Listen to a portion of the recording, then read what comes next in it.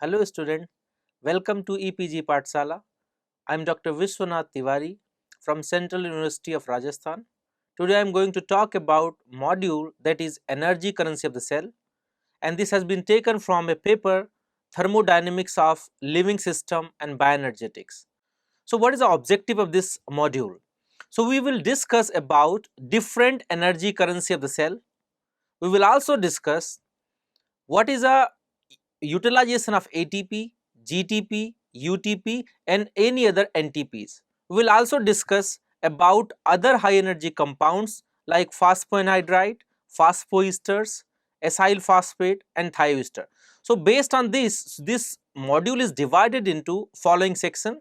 The first one is what is the basis of energy currency, why NADP is used as a energy currency, why NTPs are used as an energy currency.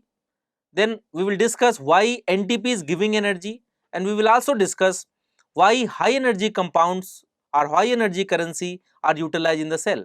Module is, you know that when a simple precursors like nucleotides are converted into polymers like DNA, RNA and protein, energy is required for the condensation and making a ordered sequences.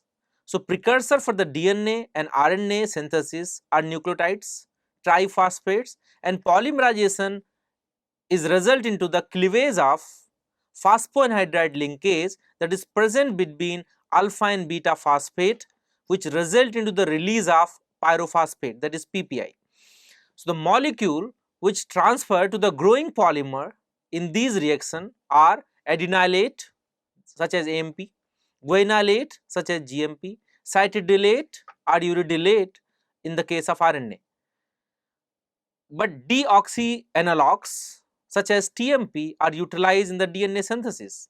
Not only that, when we have activation of amino acid for the protein synthesis, that also involves utilization of energy that is coming from ATP or GTP. In all these cases, whenever a synthesis take place, ATP or its homologue are used as a exergonic product that promotes the endergonic processes of synthesizing a polymer of a specific sequence. There are another molecules that also act as a storage of energy in the cell, which is also known as high energy compounds such as phosphoanhydride, phosphoesters, acyl phosphates and thioester. So we will also discuss the mechanism of favorable energy changes for these high energy compounds. We will also discuss why different enzyme requires different energy equivalents.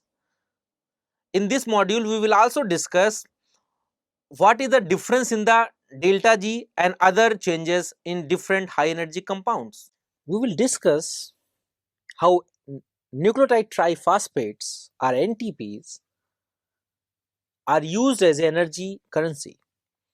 Although we have focused on ATP as cell energy currency and donor of the phosphate group, but all other nucleoside triphosphates like GTP, UTP and CTP and all their deoxynucleotide triphosphates like DATP, DGTP, DTTP and DCTP are energetically equivalent to the ATP. But most of the enzyme uses ribose based triphosphate as an energy currency. The free energy change associated with hydrolysis of its phosphoanhydride linkage of the ATP is same for all the NTPs and DNTPs, as they have same constraints which we will discuss in this module, because they have same constraint which is responsible for ATP production or ATP hydrolysis.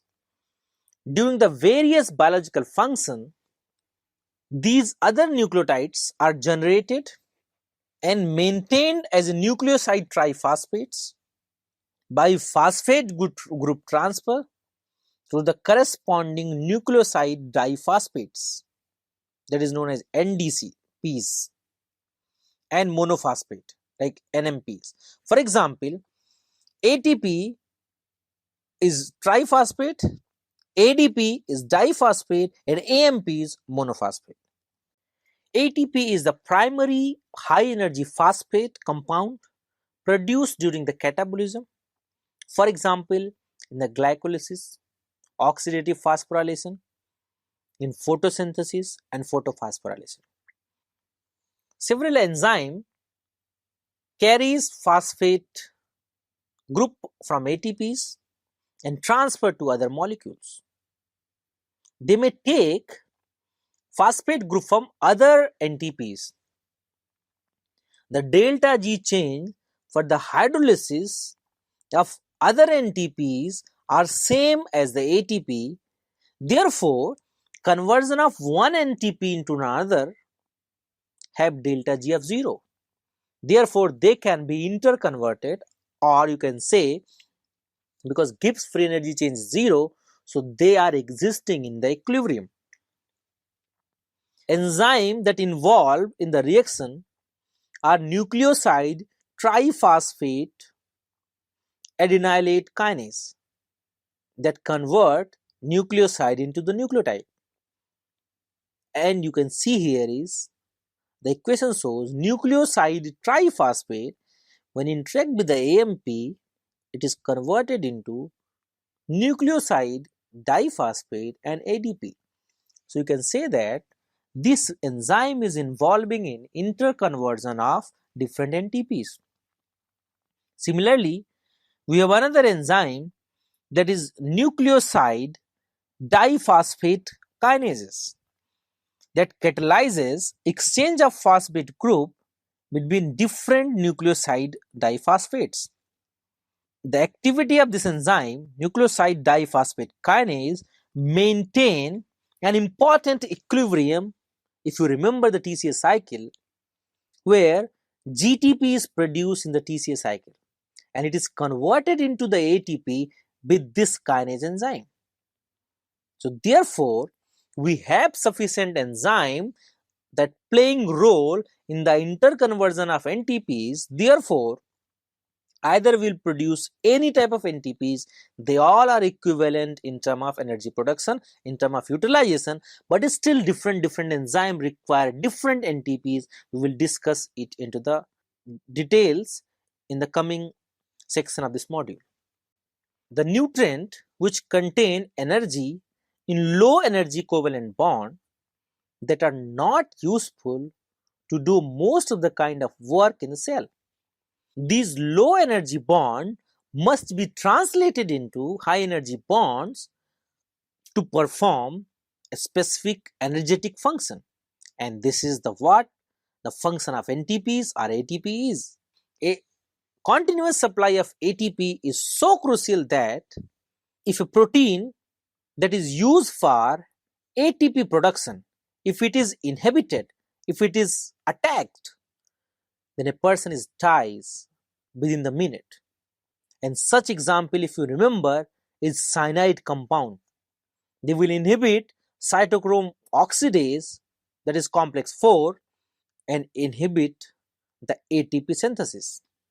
The cyanide inhibit by binding to the copper atom that is present in the complex 4, and this binding blocks electron transfer in mitochondria and ATP production, and therefore is going to be a lethal drug for a person who is taking cyanide. Then question come, why NTPs gives energy? So the conversion of ATP into ADP and inorganic phosphate, or in some other cases ATP into AMP and PPI, that is pyrophosphate, is very important for energy production from the ATPs. Then why this ATP produces energy? So ADP dependent reaction, ATP dependent reaction is driven by hydrolysis of ATP, and these reaction of ATP appears to be single hydrolysis reaction in which water displaces inorganic phosphate. ATP hydrolysis usually accomplishes nothing but the liberation of the heat or release of the heat, which cannot driven a chemical process in an isothermic system. It represents a two-state process in which the part of ATP molecule that is either phosphate or pyrophosphate group or adenylate moiety or AMP is first transferred to the substrate molecule or to a amino acid residue in the enzyme, become covalently attached to the substrate or enzyme and raising the free energy content. Then in the second step, the phosphate containing moiety transfer the first step in displace and generating the PPI and inorganic phosphate or AMP.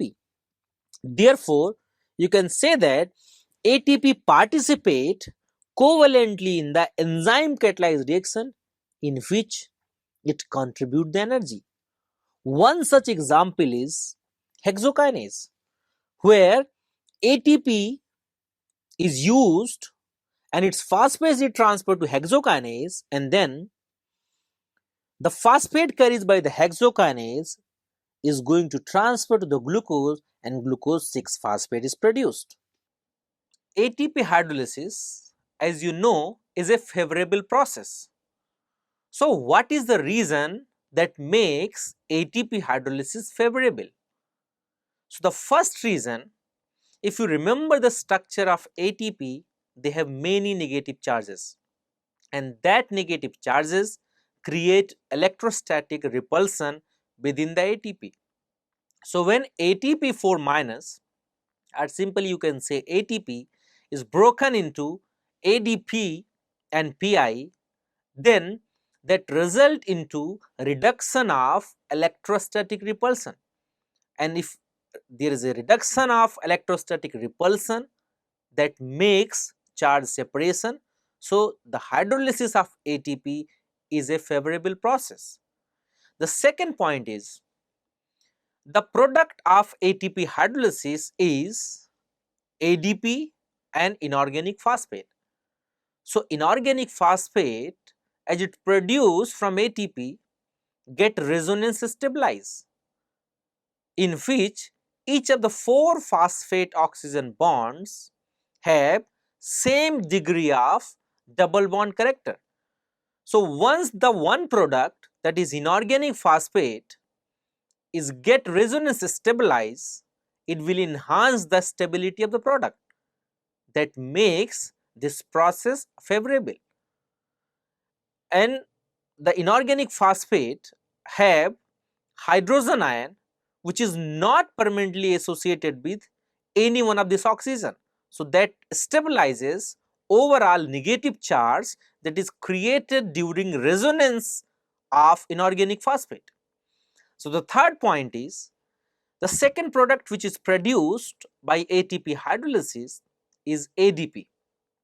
So ADP 2 minus, which release because of breakdown of ATP, give its proton at physiological pH, which is pH 7, and converted into ADP 3 minus. So according to the Leach-Italier principle, if in the reactant and product anyone is utilized in the reaction will favor toward the formation of reactant or product which is utilized in the reaction. So according to Leach-Italier principle, when ADP 2 minus is produced, it is immediately converted into ADP 3 minus. That makes ATP hydrolysis favorable process. The fourth factor that favors ATP hydrolysis is the greater degree of solvation of the products, that is inorganic phosphate and ADP, as compared to its reactant, that is ATP, which is again a favorable process because now your product is having more solvation as compared to its reactant, or you can say that product is more stabilized as relative to its reactant. The fifth point is because the concentration of direct product of ATP hydrolysis like inorganic phosphate and ADP is far below the concentration at equilibrium. Therefore, the mass action favors hydrolysis of reaction in the cell. In this figure, as I have discussed, what are the different factors that is responsible for the ATP production? You can clearly visualize those factors. In this figure, you can see that there are presence of ATP4 minus with 4 negative charge. 4 negative oxygen have negative charge. So they have repulsion. So once this ATP4 minus is hydrolyzed into ADP2 minus and inorganic phosphate, you can clearly see that inorganic phosphate get resonance stabilized. At the same time, ATP4 minus when converted into ADP2 minus, this ADP2 minus in physiological condition donating its proton and become ADP3 minus. So therefore you can see that repulsion is reduced after ATP hydrolysis, inorganic phosphate get resonance stabilized and ADP2 minus is converted to ADP3 minus. At the same time, although you cannot see here, but the product is 2, so the solvation layer is more. So you can say the solvation energy also basically is more for the product. So product are more better solvated than reactant. So all these four factor makes this ATP hydrolysis. Although the hydrolysis of ATP is highly exergonic. When you are saying exergonic, that means heat is elaborated from this, heat is released from this. With a delta G of minus 30.5 kilojoule per mole, the molecule of ATP is kinetically stable at pH 7 because the activation energy for ATP hydrolysis is relatively high. Therefore, it cannot spontaneously release its heat until we require. So, repeat cleavage of phosphoanhydride bond occur only when it is present in the active site of enzyme or it is catalyzed by the enzyme. This shows that being an exergonic reaction, still we will not have a spontaneous cleavage of this ATP. That basically helps our body to use the ATP in an effective manner.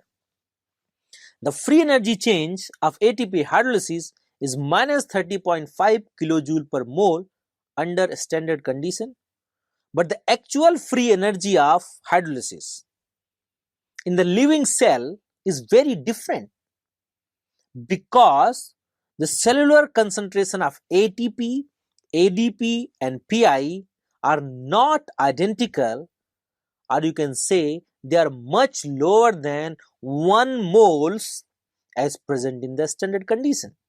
Furthermore, the magnesium in the cytosol binds to ADP and ATP, and for most enzymatic reaction that involve ATP as a phosphate group donor, the true substrate is not ATP ADP alone, but it is a magnesium ATP complex, or you can say magnesium ATP2 minus, because out of the 4 minus of ATP, 2 is nullified by 2 positive charge of magnesium.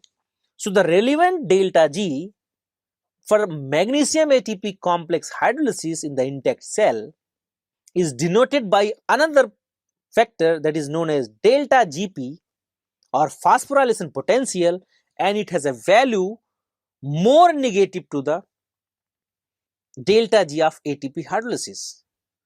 The question comes in our mind, why it is more negative as compared to ATP hydrolysis alone? The first point that is come in our mind that magnesium may stabilizes negative charge of ATP4 minus, but magnesium also stabilizes phosphate, magnesium also stabilizes ADP, and magnesium also increases the solvation layer. So out of the 4 factors, it is the first factor that get reduced in the presence of magnesium, but the remaining 3 factors are going to be enhanced in the presence of magnesium.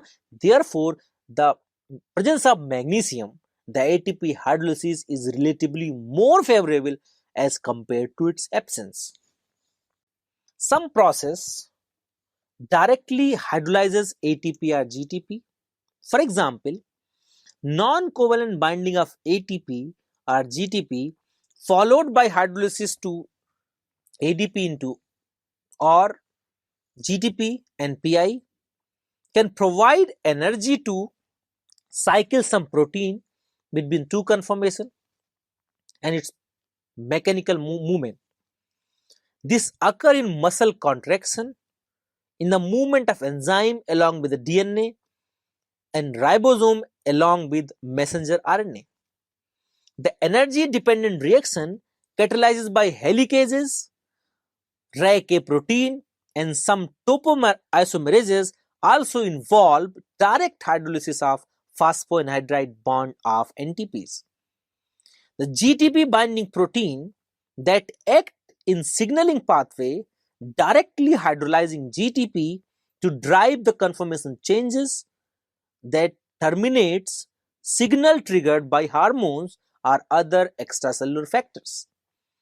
The phosphate compounds found in the living organism can be divided somewhat arbitrarily into the true group based on the standard free energy of the hydrolysis.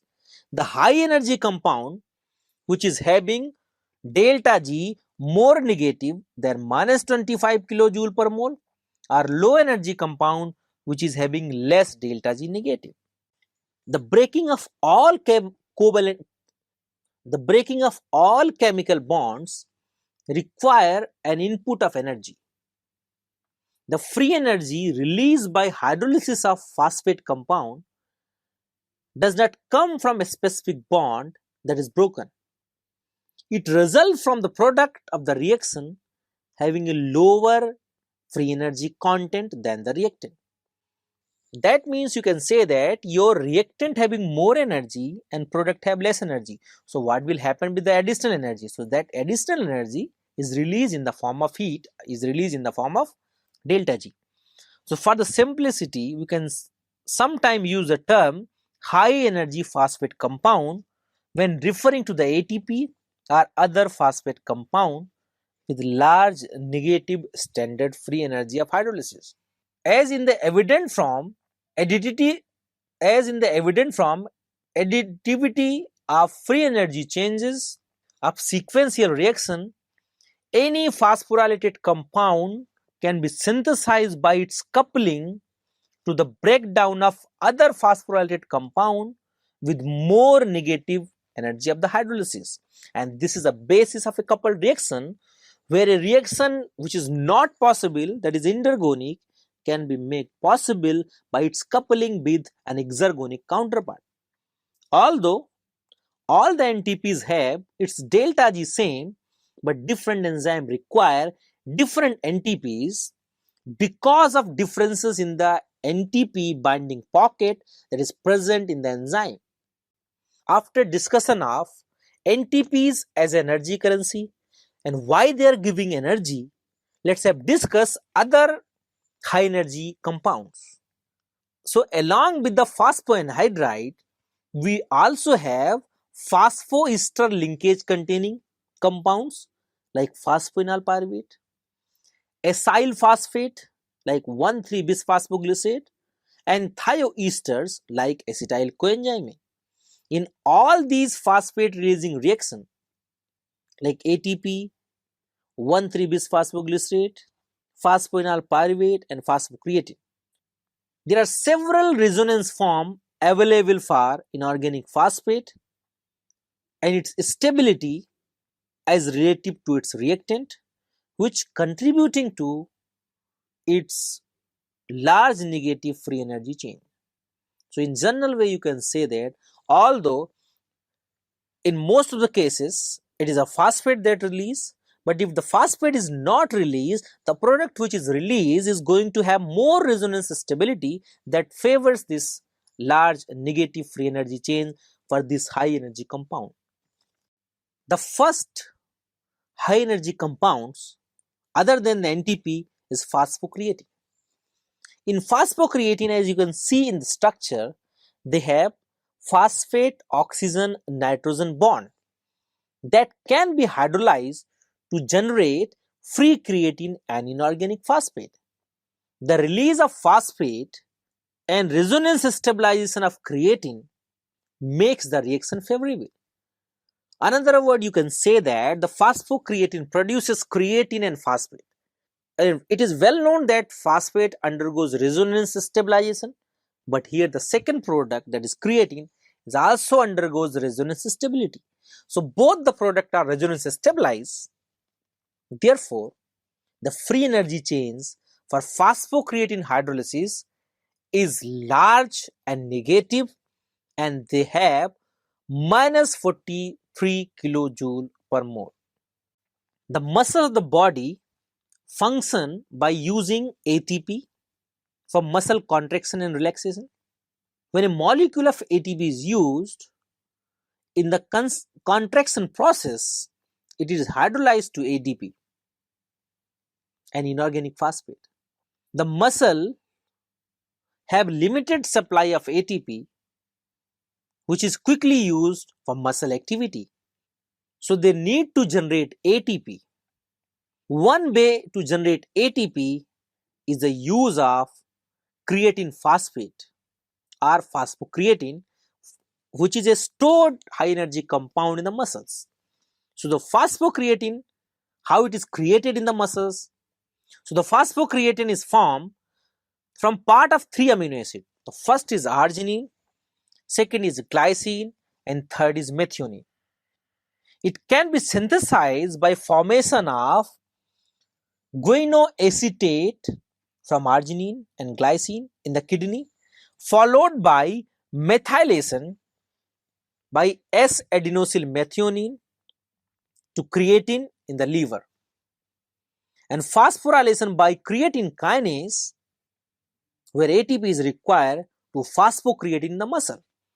And this phosphocreatine is synthesized in the liver, is transported to the muscle cell via bloodstream for its storage, and creatine phosphate shuttle facilitate transport of this high energy phosphate from mitochondria.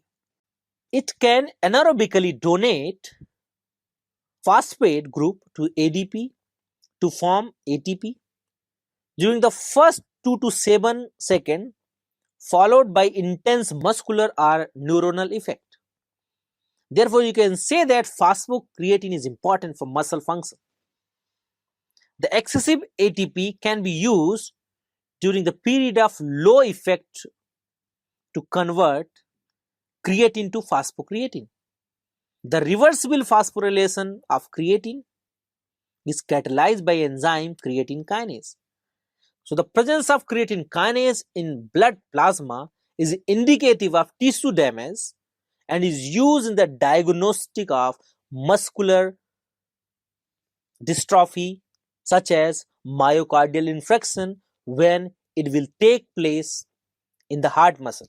So you will know that creatine kinase have multiple forms. So some form is found in the brain, some found in the muscles, some in the heart. So based on the isoform, we can identify, we can diagnose, or we can use this as a clinical marker for myocardial infarction. The cell ability to generate phosphocreatine from excess ATP during the rest, as well as its use of phosphocreatine for quick generation of ATP during intensive activity, provide it as a spatial and temporal buffer of ATP concentration in the muscles. So in other words, you can say that phosphocreatine acts as a high energy resource in the couple reaction. The energy given from donating the phosphate to generate other compound, in this case ATP. And the phosphocreatine play a very important role in tissue that have high and fluctuating energy demand such as muscle and brain. The other high energy compound is phosphoenol pyruvate. So phosphoenol pyruvate contain a phosphate ester bond that undergoes hydrolysis to yield enol form of pyruvate, and directly product of this reaction is tautomerize to more stable keto form of the pyruvate. So because this reactant has only one form, that is enol, and product have two form, therefore the pyruvate undergoes resonance stability because of tautomerization. So as I told you, for other high energy compound, here phosphoenol pyruvate produces inorganic phosphate, and the pyruvate both get resonance stabilized. So they will produce high energy. Not only that, phosphoenol pyruvate is going to have highest Gibbs free energy change if you compare it with the other high energy compound. This comes because of direct conversion of pyruvate into the keto form of the pyruvate, enol form of pyruvate into keto form of the pyruvate, and resonance stability of inorganic phosphate. After discussion of other high energy compound, let's discuss the high energy compound, that is 1,3-bisphosphoglycerate. So this 1,3-bisphosphoglycerate contain an anhydride bond between carboxylic group at C1 and phosphoric acid. So during the hydrolysis, this phosphate is removed or released from the carboxylic group, and this have a delta G of minus 49.3 kilojoule per mole.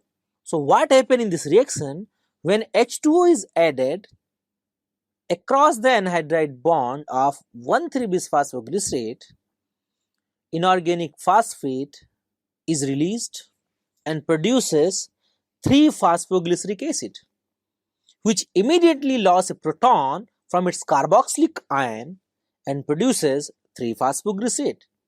Therefore, again you can say that the product which is produced undergoes converted into other product, and the 3-phosphoglycerate which is produced undergoes resonance stability. So here you can see that inorganic phosphate get resonance stabilized, 2-phosphoglycerate get resonance stability, as well as the immediate product of this 1,3-bisphosphoglycerate is converted into 3-phosphoglycerate. So these three factors make this process a very favorable process. The other high energy compound is thioesterases. When you are saying thiol, that means we are involving sulfur. So thioester have sulfur atom replacing usual oxygen in the ester bond, and they have very high free energy of hydrolysis. The thioester group containing compounds are acetyl coenzyme A. So acyl group in this compound is activated by transacylation, condensation, or oxidation reduction reactions. Thioester undergoes much less resonance stability as compared to other oxygen ester. The difference in the free energy between the reactant and its hydrolyzed product, which are resonance stabilized, is greater for thioester than its comparable oxygen esters. In both the cases, hydrolysis of esters generate a carboxylic acid which can ionize and assume a several resonance form. Together these factors makes this process favorable with a delta G of minus 31 kilojoule per mole. So students, let's now summarize what we have learned from this module. So in the present module, we have discussed the different form of NTPs and their energy contribution. What are the different form of NTPs? We have discussed about ATPs, GTPs, CTPs, TTPs and UTPs. So these all NTPs, if you know that they all have 3-phosphate, and we have discussed when the NTP breaking into its product like NDP and inorganic phosphate, they all have same delta G change. So if they have all same delta G change, then why different enzymes require different NTPs? So we have also discussed, because of the presence of NTP binding pocket in the respective enzymes, they have different requirements. And we have also discussed, if we have an NTP binding pocket here and it has a particular conformation, then it will bind to a specific nucleotide. For example, if your pocket is designed in such a way that it will bind to the ATP, then it will only bind to ATP, because if ATP will not bind to that NTP binding pocket, then it is not going to adopt the conformation which is required for the catalysis. Similarly, if GTP is required for the binding pocket, then only GTP can bind to the pocket, no other NTP can bind. At the same time, different enzyme require a specific conformation in the active site, which is important for catalysis. We have also discussed high energy compounds such as phosphoester linkages containing compounds, for example phosphoenol pyruvate. So we have discussed how your phosphoenol pyruvate is going to produce energy by having its hydrolysis with delta G negative. We have also discussed some acyl phosphates such as 1,3-bisphosphoglycerate, and we have discussed why this 1,3-bisphosphoglycerate is going to have delta G negative or delta G favorable. We have also discussed what is the significances of thioesters such as acetyl coenzyme A for the ATP production, or we have also discussed how acetyl coenzyme A itself have delta G negative, and that will help for a favorable process, that will help to make metabolic reaction favorable. And we have also discussed their energy production mechanisms. Similarly, we have discussed that hydrolysis reaction of all these high energy compounds are large and negative standard free energy change. We have also discussed, in all the cases, either it is NTPs, either it is high energy compounds, the product are more stable than reactant. Why this is more stable? We have discussed elaborately by taking different examples, but in conclusion you can say the first reason why the product are more stable, the first reason is the bond strain in the reactant due to electrostatic repulsion is relieved by charge separation. This is there in NTPs and any other high energy compounds. We have discussed the second point why they have more negative free energy change is the product stabilization. So product which is formed is stabilized by ionization, as you have seen in ATPs hydrolysis, acyl phosphate hydrolysis and thioester hydrolysis. We have also discussed why sometimes products are stabilized by isomerization or resonance stabilization. In isomerization, you have seen it into the phosphoenol pyruvate. The resonance stabilization you have seen in NTPs. We have also discussed how your product is stabilized by resonance and creating a stable product, which is seen in phosphocreatine, which release creatine and any other molecules. We have also discussed how your acyl phosphate releases carboxylate ion and make the process favorable. We have also discussed about the phosphate release from anhydrides and ester linkages. So, in this way, we have discussed elaborately why NTP is energy currency of the cell, why different enzyme require different NTPs, why high energy compounds produces energy, and what is their biological significance. So, therefore, you can say in this module we have explained different high energy compounds that is found in the body, their role in the metabolism, their role in the functioning of human body. Thank you.